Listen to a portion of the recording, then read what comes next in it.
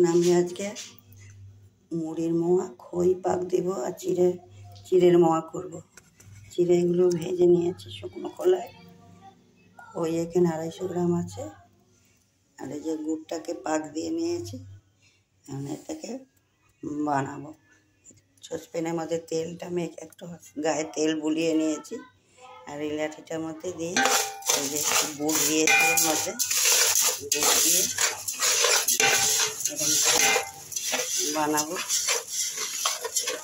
তারপরে পাক দেব। আমি এমনি করে পাকাচ্ছি মোয়া, দেখুন।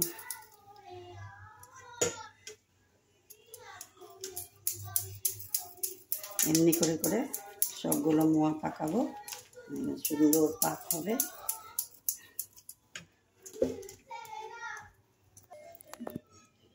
এই দেখুন চিড়ের মোয়াগুলো হয়ে গেছে, কত শক্ত হয়ে গেছে। হ্যাঁ, চিড়ের মোয়া হয়ে গেল। এরপরে আমি খইগুলো ঢেলে নিয়েছি এই গামলা সসপ্যানে। এবার এর মধ্যে গুড় দিব, গুড় দিয়ে আর নাড়বো। এমনি এমনি করে গুড় দেব, হালকা হালকা করে, আর নাড়বো। এটা হয়ে গেলে আবার দেখাবো, তারপরে মুড়ির মোয়া করব। এই দেখুন খইটা পাক দেওয়া হয়ে গেছে, খইটাও পাকানো হয়ে গেল। এরপরে খইটা হয়ে গেলে এবার এর মধ্যে খইগুলো তুলে এর মধ্যে মুড়ি দেব, মুড়ি দিয়ে আবার মুড়ির মোয়া করব। এই দেখুন মুড়িটা ঢেলে নিয়েছি।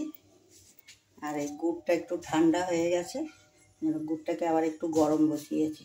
গুড়টাও গরম হয়ে গেছে, এবার আবার পাক দেব। গুড়টা গরম হয়ে গেছে, এবার মুড়িটাকেও এমনি করে পাক দিব।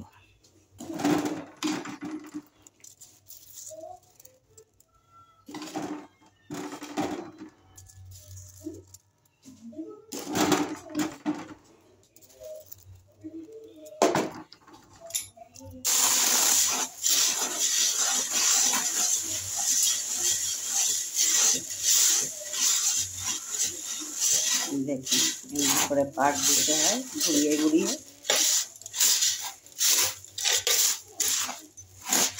আমার এখানে 500 গ্রাম গুড় নিয়েছি, আর ওখানে 500 গ্রাম চিড়ের মোয়া হলো, 250 গ্রাম খইয়ের পাক দেওয়া হলো। আর এখানে মুড়িটা মাপা নেই, জানি না, ওটার থেকে ঢেলে নিয়েছি। কতটা মুড়ি আছে জানি না।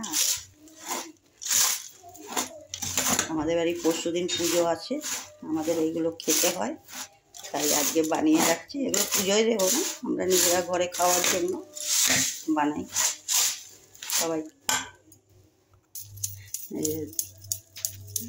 পাকাচ্ছি এমনি করে মুড়ির মোয়াটা পাকাই। হাতে একটু তেল মাখিয়ে নেবে, নাহলে তেলটা না দিলে পরে হাতে জড়িয়ে যাবে। তেলটা এরকম করে মাখিয়ে নিলে পরে মুড়ির মোয়াগুলো সুন্দর পাক হবে।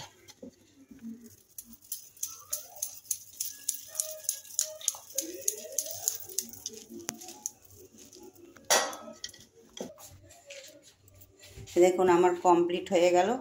500 গ্রাম দেখুন গুড় দিয়ে কতগুলো হয়েছে। দেখুন কত অল্প গুড় দিয়ে মুড়ির মোয়া করেছি, কত অল্প গুড় দিয়ে খই মুড়কি দিয়েছি। এই যে চিড়ের মোয়া দেখছেন কত সুন্দর হয়েছে, শক্ত হয়ে গেছে, একদম কটকট। আরও শক্ত হয়ে যাবে, এটা থাকলে আরও শক্ত হয়ে যাবে।